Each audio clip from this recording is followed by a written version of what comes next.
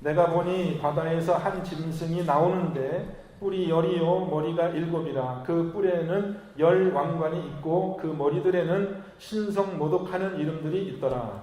내가 본 짐승은 표범과 비슷하고 그 발은 곰의 발 같고 그 입은 사자의 입 같은데 용이 자기의 능력과 보좌와 큰 권세를 그에게 주었더라. 그의 머리 하나가 상하여 죽게 된 것 같더니 그 죽게 되었던 상처가 나음에 온 땅이 놀랍게 여겨 짐승을 따르고 용이 짐승에게 권세를 주므로 용에게 경배하며 짐승에게 경배하며 이르되 누가 이 짐승과 같으냐 누가 능히 이와 더불어 싸우리요 하더라. 또 짐승이 과장되고 신성모독을 말하는 입을 받고 또 42달 동안 일할 권세를 받으니라.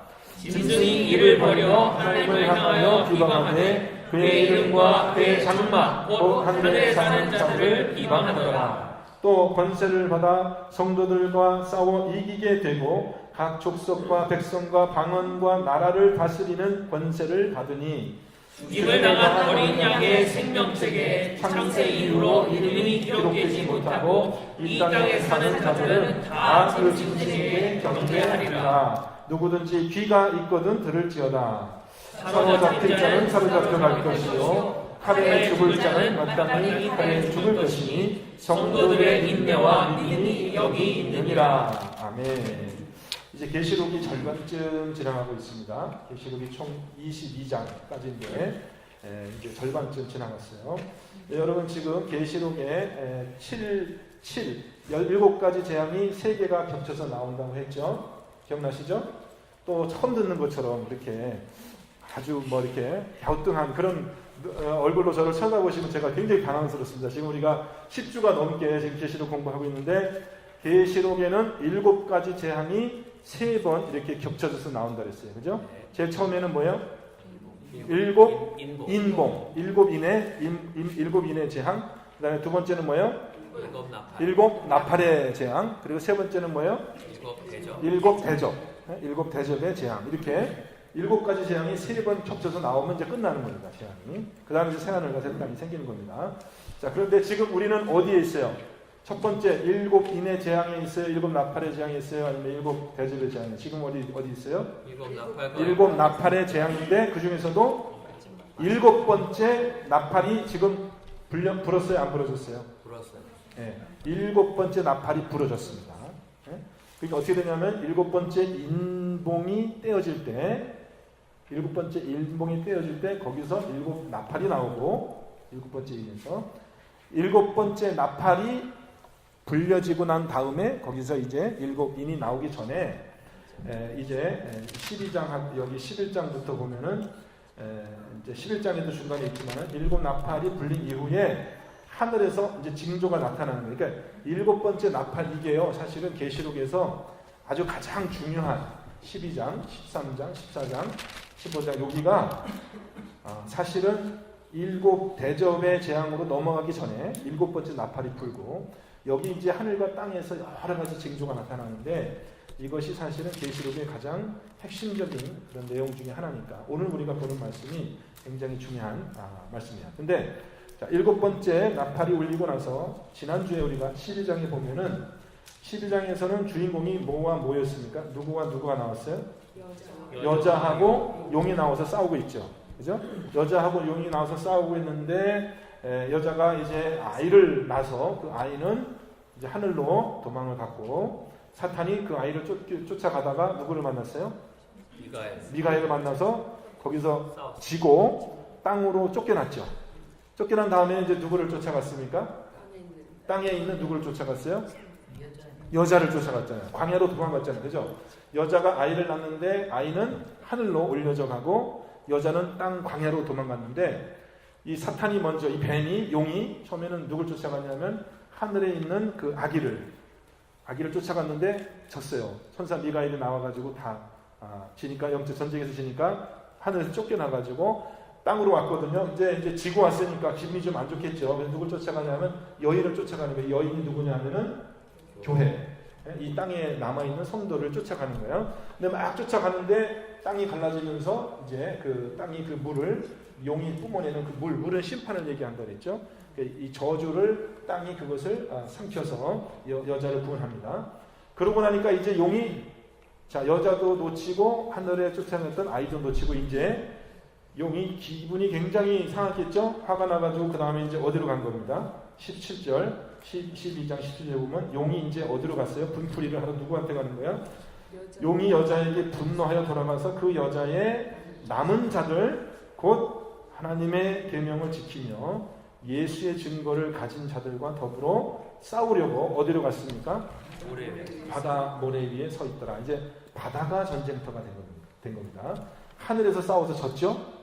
땅에서 또 싸워서 졌죠? 그러니까 이제 바다가 전쟁터가 된 건데 그 상징적인 의미입니다. 그러니까는 사단이 자꾸 자기 영토를 잃어가면서 이제 싸움에 지고 있는 것을 보여주고 있습니다. 그러니까 13장은 이제 그 바다에서 일어나는 전쟁을 이야기하고 있습니다.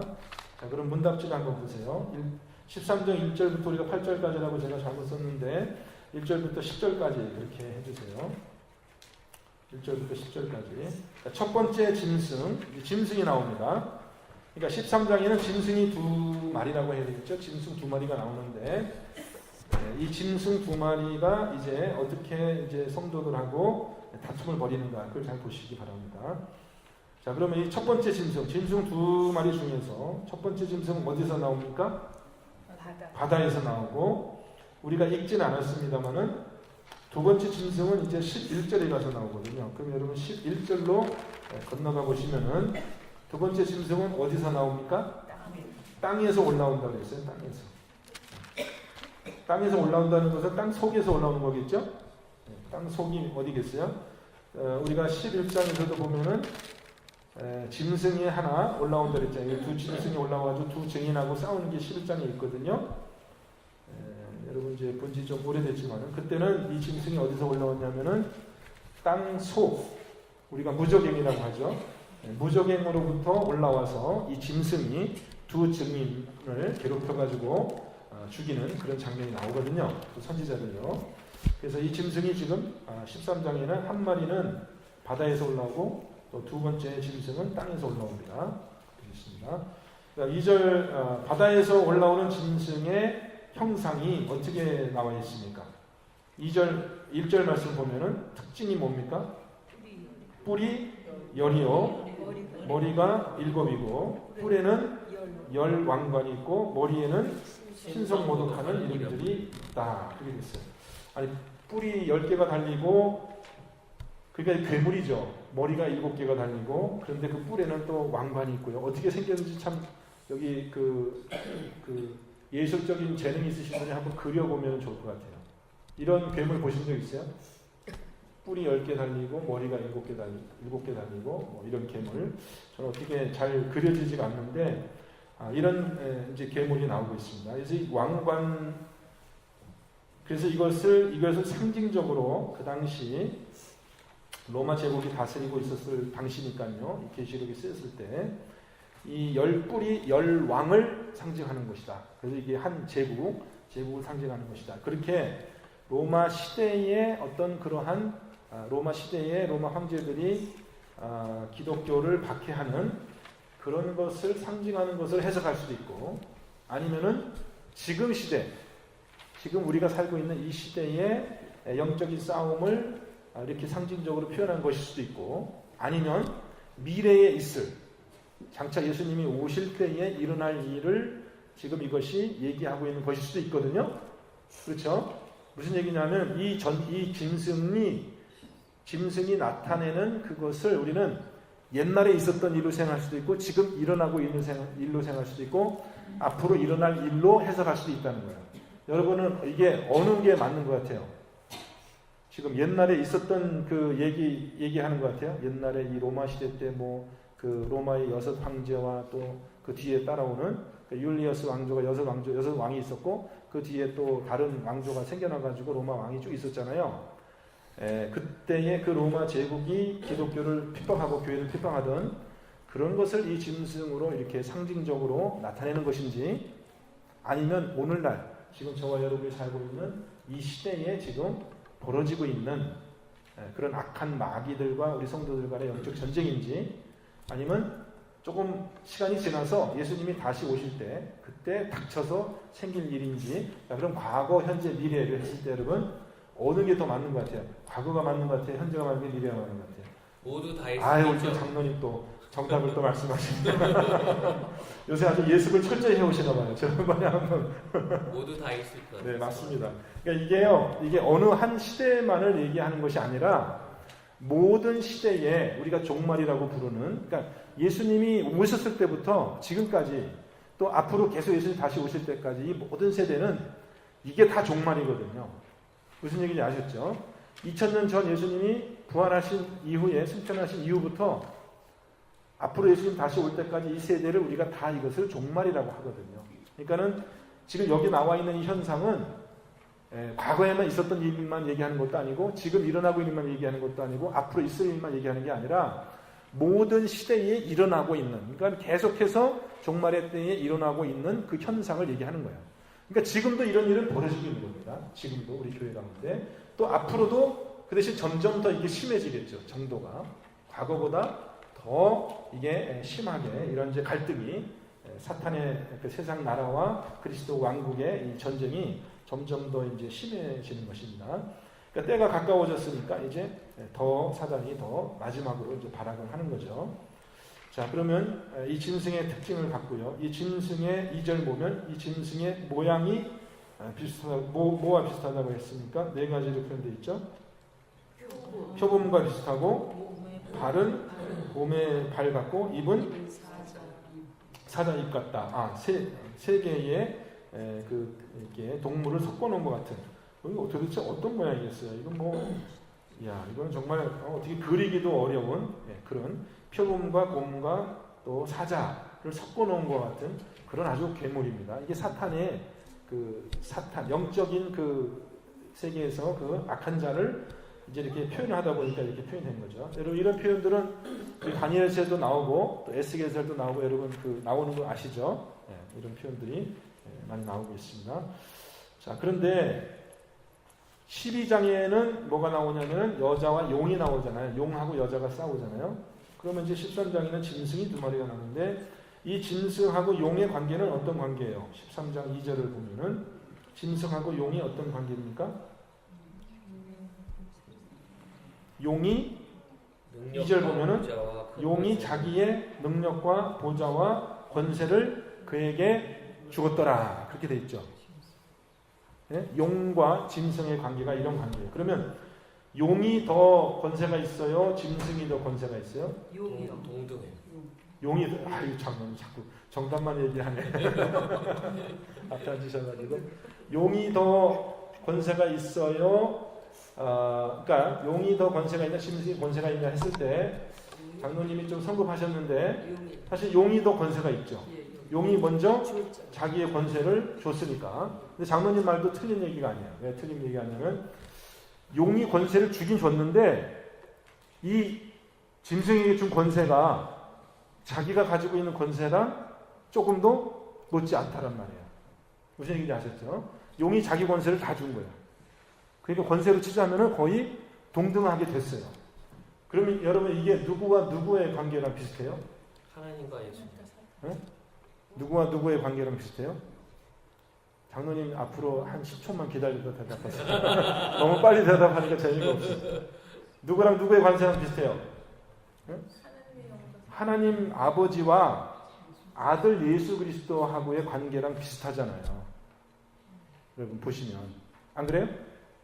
그렇잖아요. 하나님하고 아버지 사이를 보면은 하나님하고 아버지 사이를 보면은 누구의 권세가 더 높아요? 하나님 아버지의 권세가 높아요? 아들의 권세가 높아요?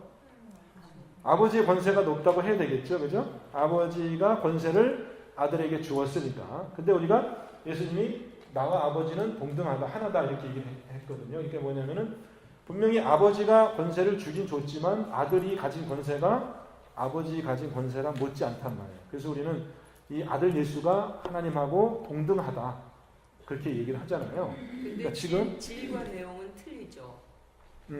아니 틀린 것도 있어요. 틀린 거는 이제 우리가 틀린 것을 우리가 본질은 동등한데 본질은 동등한데 뭐가 틀리다고 얘기를 하냐면은 우리가 우리가 위격이라고 얘기하는데 그게 뭔지는 사실 우리가 쉽게 정의할 수는 없는데 역할이 조금 틀린다고 할 수 있죠. 아버지의 역할과 예수 그리스도의 역할이 조금 틀려요. 그죠? 근데 여기서는 지금 그러니까 여러분 여기서 요 짐승 2마리 13장하고 용까지 합하면 용도 짐승이니까 짐승이 3마리인데 지금 용은 어디서 전쟁을 벌였냐 하면은 하늘에서 전쟁을 벌려서 쫓겨났단 말이에요. 땅으로. 그렇죠? 땅에서 이제 여자를 쫓다가 또 여자를 못하고 그 다음에 자기가 직접 안 싸우고 그죠? 용이 자기가 싸우게 되는데 자기가 안 싸우고 짐승을 만들어서 이 짐승으로 하여금 자기 대신 싸우게 하기 위해서 권세를 다 줬다.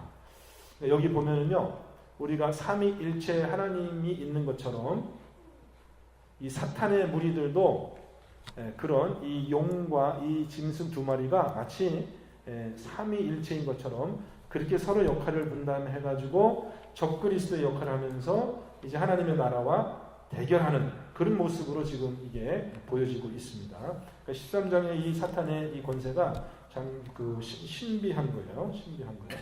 그러니까 사탄도 하나님을 흉내내가지고, 사탄도 하나님을 흉내내가지고 각자 자기의 영역에 따라서 다른 사탄에게 이 권세를 줘서 자기 대신 싸우게 한다는 것입니다. 지금 바다에서 싸우고 있거든요. 바다의 전쟁에서 지금 이 짐승이 나타났습니다. 자, 그러면 이 짐승에게 3절 말씀 보면은 이 짐승에게 어떤 이적이 일어났는가? 이 짐승이 어떤 이적을 지금 나타냅니까? 3절 말씀 보면은 어떤 이적을 나타내요? 3절 말씀 보면은 머리 하나가 상하여 죽게 된 것 같더니 죽게 되었던 상처가 나음에 이렇게 됐거든요. 근데 머리가 몇 개 있다고 그랬어요, 여러분? 10개, 뿔이 10개죠, 뿔. 뿔이 10개고 머리는 7개인데 10하고 7이라는 숫자가 또 특별한 의미가 있습니다만은 그래서 머리 하나가 죽게 된 것 같은데 죽게 되었던 상처가 나음에 온 땅이 놀랍게 여겨 짐승을 따랐다 그렇게 됐어요. 그럼 이 짐승이 행한 이적이 보면은 누구의 이적과 비슷합니까, 여러분? 누구의 이적과 비슷해요? 죽었다가 다시 사신 예수님의 그것을 따라하는 것 같죠, 그죠? 그러니까 이 머리가 이제 상처 입은 거는 아마 예수님이 이 뱀의 머리를 밟는 그런 거하고도 관계가 있지만은 어쨌든 그리스도의 왕국과 전쟁을 벌이다가 상처를 입어서 죽게 된 이 짐승의 머리가 다시 살아나는 죽었다가 살아나는 것 같은 그런 이적이 나타나니까 온 땅이 놀라서 이렇게 한다 이거죠. 그래서 이 짐승은 첫 번째 나타난 이 짐승은 우리가 보통 적그리스도라고 하는 그런 존재예요. 적그리스도. 그러니까 분명히 이 짐승은 물에서 올라왔고 땅에서 사람에게 보이는 형태로 그렇게 나타난 어떤 영적인 존재, 적그리스도예요. 그렇죠? 앞에 용은 직접 우리가 볼 수 있는 그런 권세는 아니거든요.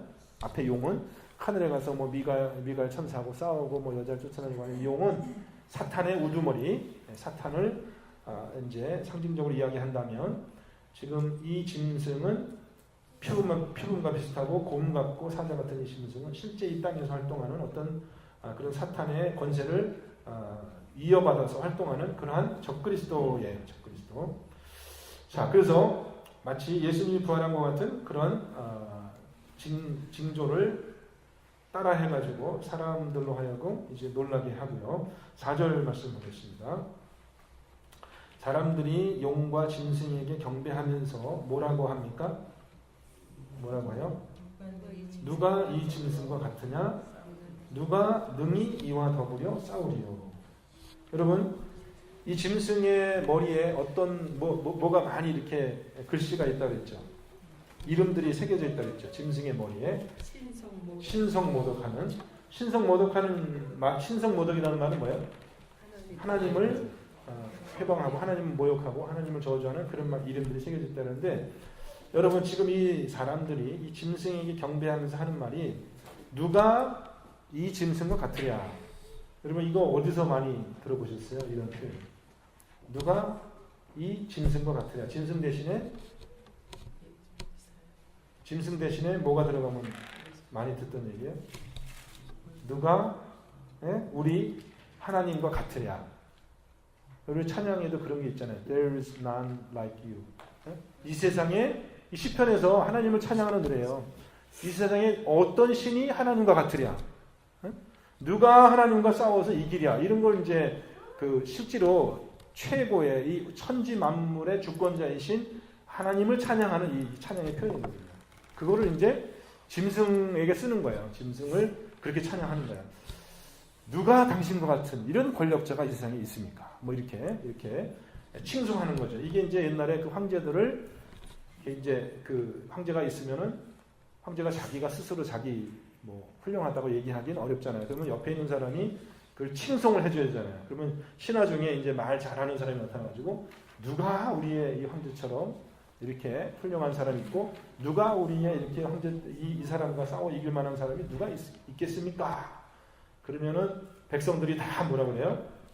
와, 우리 가이사 우리 폐하 만세 막 그러면서 이제 환호하는 거죠. 그런 식으로 이제 하나님께 드려야 될 경배를 이 짐승에게 사람들이 땅에서 드리고 있다라는 겁니다. 그렇게 되기가 쉽다라는 것이에요. 이런 일들이 지금 우리 세대에 벌어지고 있고 또 앞으로 이제 그런 일들이 더 많이 벌어지게 됩니다. 그 다음 5절 말씀 보겠습니다. 짐승에게 어떤 권세가 부여됩니까? 짐승이 어떤 권세를 가지고 있어요? 네, 거기 있는 그대로 하면은 과장되고 신성모독을 말하는 입을 받는다고 했고요. 또 42달 동안 일할 권세를 받는다. 그러니까 이 짐승이 하는 일이 뭐냐? 여기서 과장됐다라고 이렇게 번역되고 있습니다. 이거를 우리가 자기를 자랑하고 교만한 그런 모습입니다. 자기를 과장되게 자랑하고 또 신성모독, 하나님을 모독하는 그런 말을 하는 입을 받아서 42달은 몇 년이에요? 42달은 3년 반 동안 이 세상을 이제 주관하는 그런 권세를 이 짐승이 받았다는 거죠.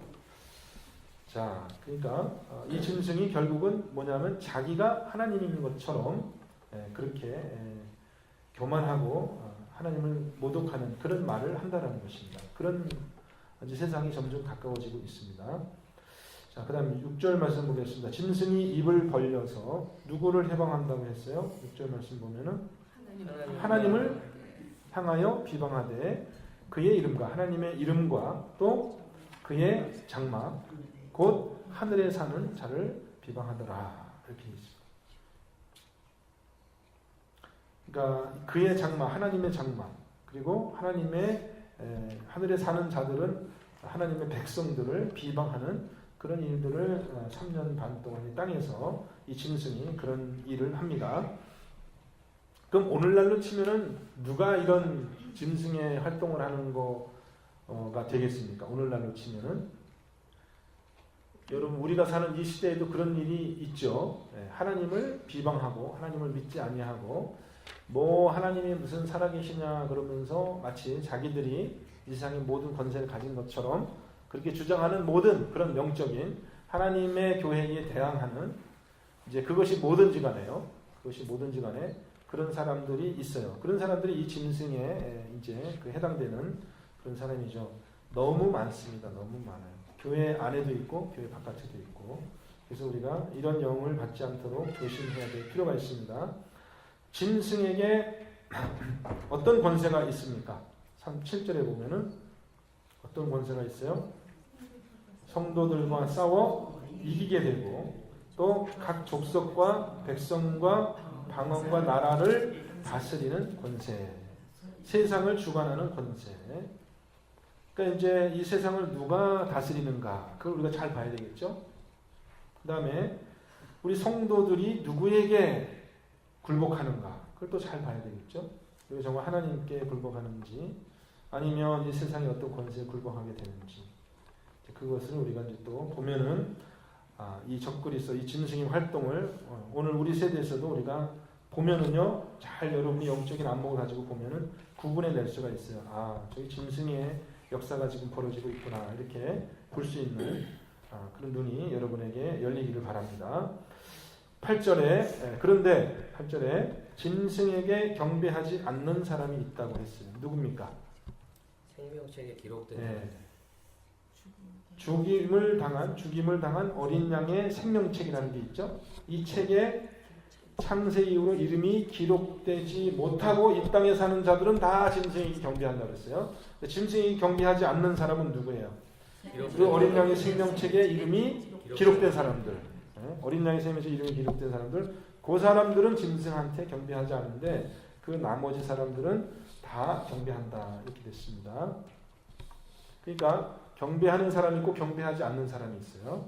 그죠? 그걸 보면은 우리가 알 수 있는 거죠. 누가 어린 양의 생명책 이름이 기록되어 있고 기록되어 있는지 안 되어 있는지. 자, 그래서 저와 여러분이 누구를 왕으로 삼고 누구를 하나님으로 삼고 누구에게 우리가 지금 예배를 드리고 있는가, 그걸 우리가 잘 생각을 해야 되겠죠.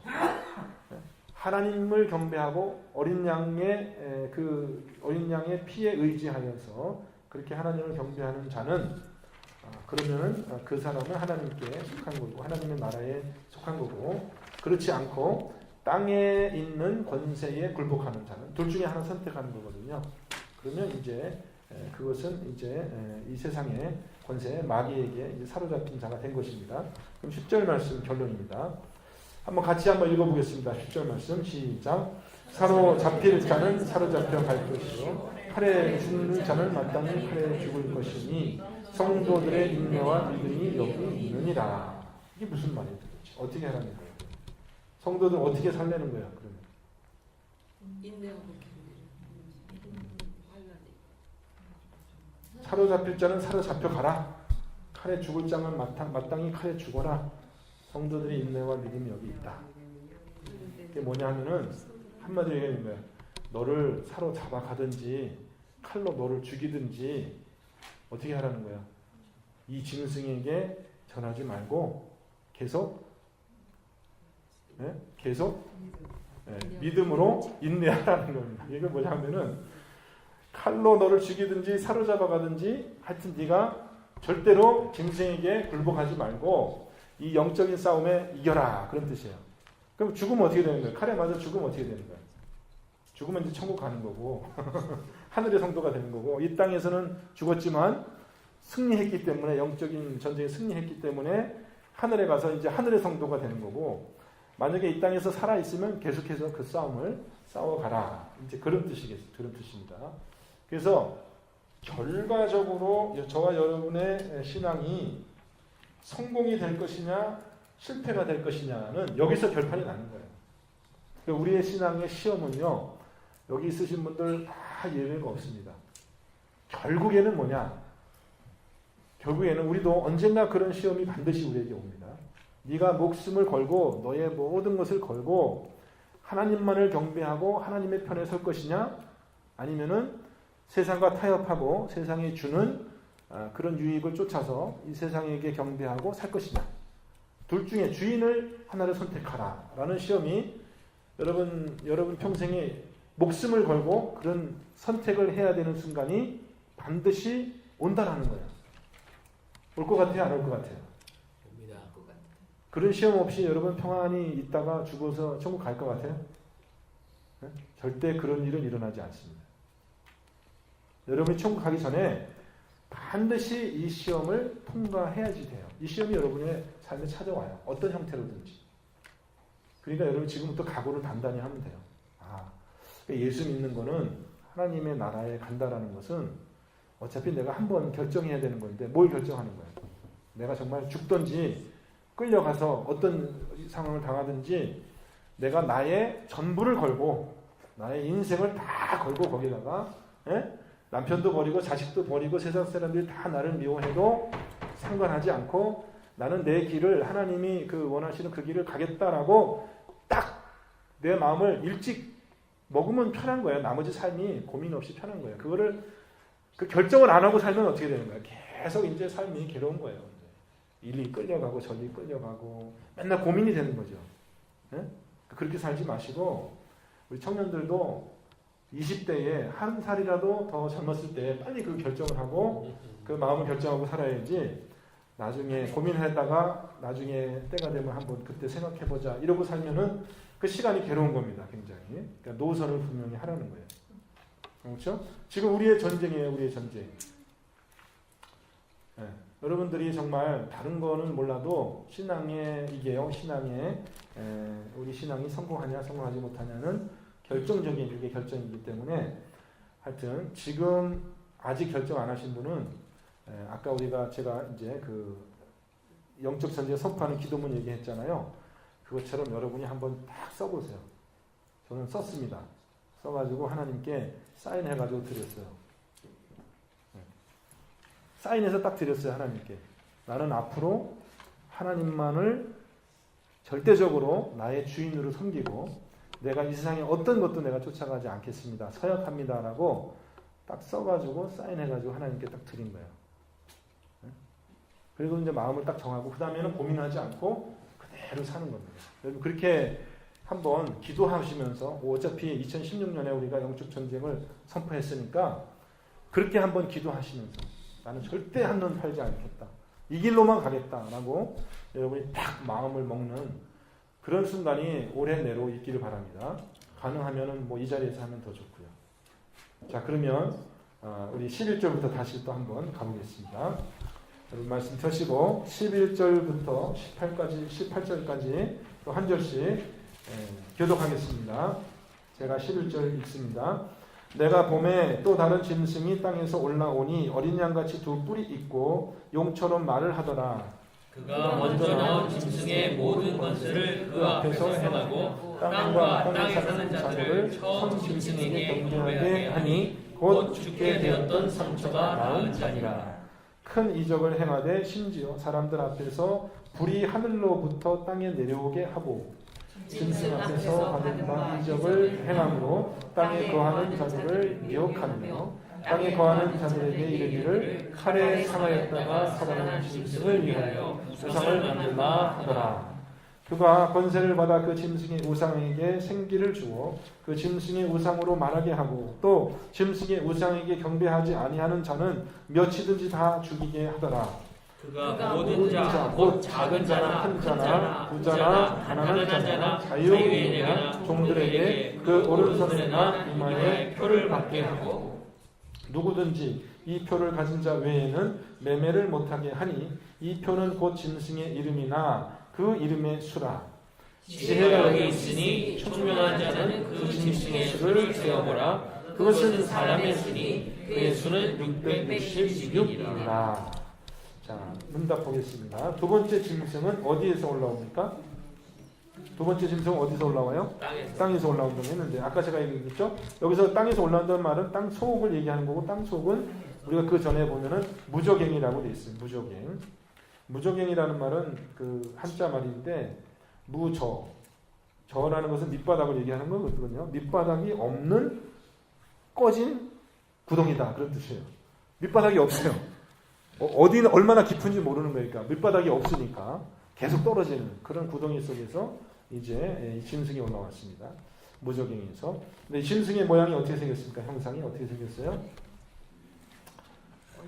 앞에 짐승하고 비교해 보면은 뿔이 여기는 두 개가 있고 용처럼 말을 하더라 이렇게 돼 있어요. 그러면 이 짐승의 특징은 말을 하는 게 또 특징입니다. 말을 하는 게. 그러면 이 짐승은 어떤 역할을 하는 걸까요? 조금 더 보겠습니다. 12절 말씀. 이 짐승이 가진 권세는 뭡니까? 이 짐승이 가진 권세는 뭐예요? 상처를 낳게. 자, 이 짐승의 권세는 첫 번째, 처음 짐승의 먼저 나온 짐승, 아까 나온 짐승의 모든 권세를 그 앞에서 행하고 이렇게 돼 있잖아요. 그러니까 이 짐승의 두 번째 짐승의 권세는 누구랑 같아요? 첫 번째 짐승과 같다는 거예요. 무슨 얘기인지 아셨죠? 첫 번째 짐승은 권세를 누구한테 받았어요? 용에게 받았죠. 용에게 받았고 두 번째 짐승은 권세를 누구한테 받은 거예요? 첫 번째 있는 짐승에게 그 권세를 받은 것처럼 보입니다. 여기 보면. 그럼 이 두 번째 짐승이 하는 일은 뭐예요? 두 번째 짐승이 하는 일 주로 첫 짐승에게 어떤 경배하게. 짐승의 일을 행하고 처음 땅에 사는 자들에게 처음 징승, 자기한테 경배하라고 해요? 자기한테 경배하라고 해요? 아니요. 아까 나왔던 짐승, 머리 하나 죽었다가 살아난 그 짐승 있잖아요. 적그리스도가 있잖아요. 그 짐승에게 경배하게 한다라는 거예요. 근데 이 짐승은 이 두 번째 나온 짐승은 첫 번째 나온 짐승과 권세가 똑같다고 그랬죠. 모든 권세를 이어받았다고 그랬죠. 근데 하는 일이 뭐냐면 말하는 일을 하는데 무슨 말을 하냐면은 처음에 나온 짐승에게 경배하라. 그렇게 하는 거예요. 그러면 첫 번째 나온 짐승과 두 번째 나온 짐승의 역할이 관계가 누구와 누구하고의 관계하고 비슷합니까, 여러분? 누구하고 누구의 관계가 비슷해요, 여러분? 응? 모르겠어요? 유사성을 모르겠어요? 단원이 지금 10초 기다리는 거죠? 그렇죠. 맞아요. 예수님하고 성령님의 관계랑 아주 유사하거든요. 왜냐하면 예수님이 가시면서 내가 가면 예수님이 죽었다가 부활하셔서 승천하시면 내가 가면은 또 다른 보혜사가 와서 그가 와서 내가 너희에게 가르친 것을 모든 것을 생각나게 하고 저가 나에 대해서 증거할 것이다 이렇게 얘기를 했잖아요. 그러니까 성령님은 예수님과 동등한 권세가 있으시잖아요. 제3의 하나님이시니까, 제3위 하나님이시니까. 근데 성령님은 자기한테 경배하라고 하지 않아요. 누구에게 경배하라고 그래요? 예수님을 경배하라고 하고, 하나님은 아버지를 경배하라고 하고, 예수님의 그 대속의 사역과 부활을 증거하는, 그래서 진리의 영으로 오셔가지고 자기를 증거하는 것이 아니라 성령님은 자기를 증거하지 않거든요. 누굴 증거해요? 예수 그리스도를 증거하는 그런 역할을 하거든요. 여기서 보면은 이 사탄도 하나님을 그대로 흉내내는 거예요. 그 삼위일체 하나님의 역할을 흉내내는 거예요. 그래서 어떻게 보면은 이 앞서 나온 용은 마치 성부 하나님과 같이 그렇게 하나님을 대적하는 그런 일을 하고, 그 다음에 두 번째 나온 이 짐승은 마치 예수님처럼 말이죠. 이적을 행하면서 땅에 있는 사람들을 막 꿰는 그런 역할을, 적그리스도 역할을 하고, 이 마지막 세 번째 땅에서 올라온 이 짐승은 성령님처럼 그렇게 말로다가 이 사람들을 꿰서, 말로 사람들을 꿰서 이 거짓 그리스도, 적그리스도를 숭배하게 하는 그런 역할을 하니까 이 거짓 선지자라고 합니다. 그래서 예수님이 가시면서 너희가 거짓 그리스도, 거짓 선지자들을 삼가라 그렇게 얘기를 했거든요. 노력진합니다. 예. 어린 양 같다는 것도 예수님 따라한 거잖아요. 어린 양 어린 양처럼 뿔이 있다. 요거는 지금 두 번째 나온 짐승이니까. 그래서 이게 의도적으로 지금 사단이 이렇게 하나님의 어떤 그런 역할을 본따서 이 세상을 미혹하게 하는 그런 것을 지금 표현하고 있습니다. 그 다음 보세요. 이 짐승은 그러면 어떤 이적을 행합니까? 이 짐승은 어떤 이적을 행해요? 예, 하늘에서 불이 땅에 내려오게 한다 그랬거든요. 하늘에서 불이 땅에 내려오게 하는 이적을 베푼 사람이 누구예요? 엘리야. 그러니까 여러분 이제 앞에 그 11장에 보면은 두 증인이 나오는데 두 감람나무가 나오거든요. 두 선지인데 그때 우리가 봤을 때 모세의 이적, 그죠? 물을 갖다가 피를 변하게 하고 뱀이 지팡이를 변해서 뱀이 되게 하고 모세 이석을, 그런 두 선지자의 제일 대표적인 두 사람이 누구냐면 모세와 엘리야거든요. 그래서 예수님과 함께 변화산에 나타났잖아요. 예? 근데 이 짐승도 이 세 번째 이 짐승은 말하는 짐승, 거짓 선지자 영을 가진 이 짐승이 선지자들 행한 것처럼 그렇게 흉내내서 하늘에서 불이 내려오는 그런 이적을 보인다는 거죠. 모세가 이적을 베풀 때도 그때 흉내내던 그런 사람들이 있었죠. 모세 이적을 흉내내던 바로의 술사들이 있었잖아요. 그죠? 그러니까 꼭 그런 거예요, 지금.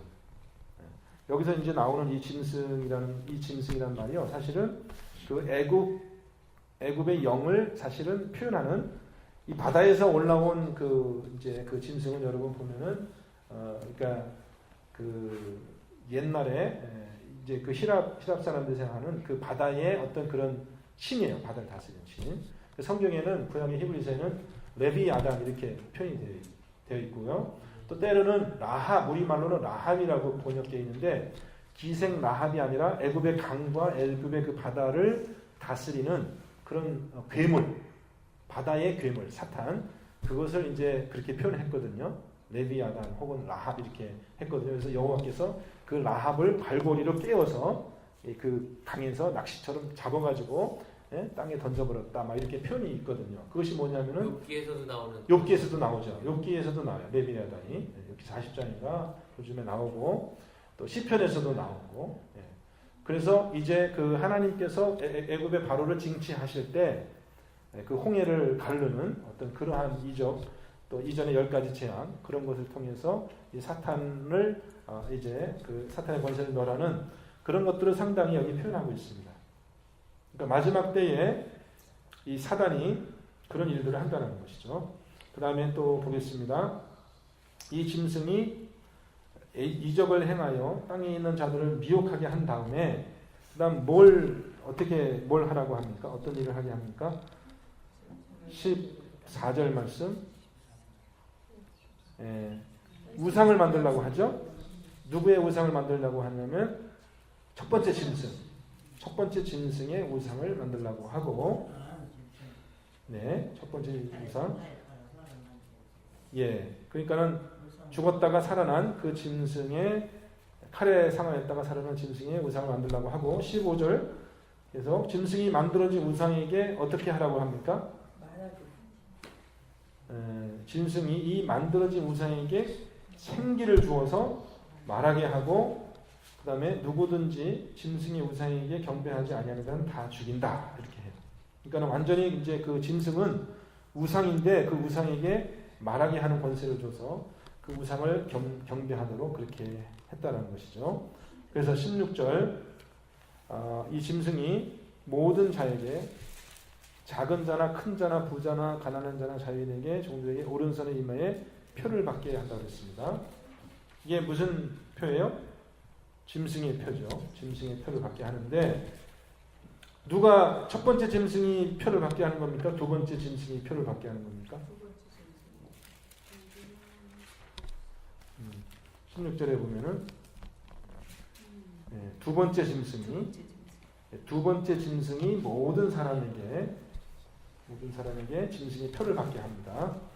자, 17절 말씀 보겠습니다. 이 표를 가지지 못한 사람은 뭘 하지 못한다고 그랬어요? 여러분 잘 알죠? 매매. 뭐든지 물건을 사고 팔고 하지 못하게 그렇게 한다고 그랬습니다. 자, 그런 일이 역사상으로 있었나 모르겠습니다. 지금까지 이런 일이. 17절에 이런 일이 지금까지 있었는지 모르겠어요. 있었나요? 짐승의 표를 주고 이 표를 안 받으면은 매매하지 못하게 하는. 그래서 요즘에 무슨 뭐 베리칩인가 뭔가 그게 나와가지고요. 그거를 안 받으면 뭐 오바마 뭐 건강보험 혜택도 못 받고, 거기에 무슨 뭐 다들 뭐 건강 기록하고 자기 뭐 정보 이런 게 다 있어가지고, 근데 해필 그 조그만 칩인데 그거를 어디다 받는다 그랬더니 뭐 손에 요 피부 밑에다가 이렇게 이식한다고 그러더라고요. 또 뭐 이마에다 하고. 그래서 그게 짐승의 표다라고 막 주장하시는 분들이 많이 있거든요. 근데 이 짐승의 표라는 것이 어떤 단일한 역사적인 사건일 수도 있지만, 제가 아까 얘기했지만은 이것은 어떤 한 시대에 일어난 한 사건만을 얘기하는 건 아니라고요. 무슨 말인지 아셨죠? 그러니까 매매를 못하게 한다는 것이 역사적으로 어떤 시대에 있었던 한 사건만을 얘기하는 것이 아니라, 제가 아까 얘기한 것처럼 과거에도 있을 수 있고 지금도 일어나고 있을 수도 있고 미래에도 일어날 수 있는 그런 사단의 일반적인 그런 그 점차적으로 진행되어지는 그런 일이라고 해석을 해야 돼요. 그래서 베리칩만 짐승의 표는 아니라고요. 무슨 얘기인지 아셨죠? 그것이 짐승의 표의 어떤 한 과정일 수는 있어요. 그렇지만 그게 끝이 아니라는 거예요. 그것만 짐승의 표가 아니. 그래서 그거가 되면은 뭐 이제 세상이 끝이 오고, 그렇게 우리가 확대 해석할 필요는 없다는 것입니다. 자, 그러면 마지막 이 짐승의 수는, 똑똑한 사람들은 이 짐승의 숫자를 다 안다고 그랬습니다. 숫자가 얼마라고요? 666. 그래서 이 짐승의 이름을 세어보라 그랬어요. 이제 이름의 숫자가 이제 히브리 말로 이렇게 계산해 보면 숫자가 있으니까 그래서 뭐 여러 가지 추측도 있고 그런데 하여튼 이 숫자가 666이라는 것이 무슨 그 숫자에 중요한 의미가 있다기보다는 어쨌든 그 짐승에 할당되어 있는 그런 숫자, 표가 나는 그런 것이 있다. 그 정도로 생각을 하면 좋겠습니다. 또 아무거나 갖다가 이렇게 막 더하고 합하고 빼고 해가지고 666이다. 그래서 이 사람이 짐승이다. 뭐 그렇게 얘기를 하면 안 됩니다. 유럽의 그리스의 대통령 이름이 있는데 그 대통령 이름을 이렇게 분석해 보니까 그렇게 글자를 파자라고 그러죠. 글자를 이렇게 나누어 가지고 덧셈을 해보니까 666이더라. 그래서 그 그리스의 그 지금 총리가 지금 형 총리가 그렇대요. 인터넷에 보니까 그런 이제 이렇게 떠 있더라고요.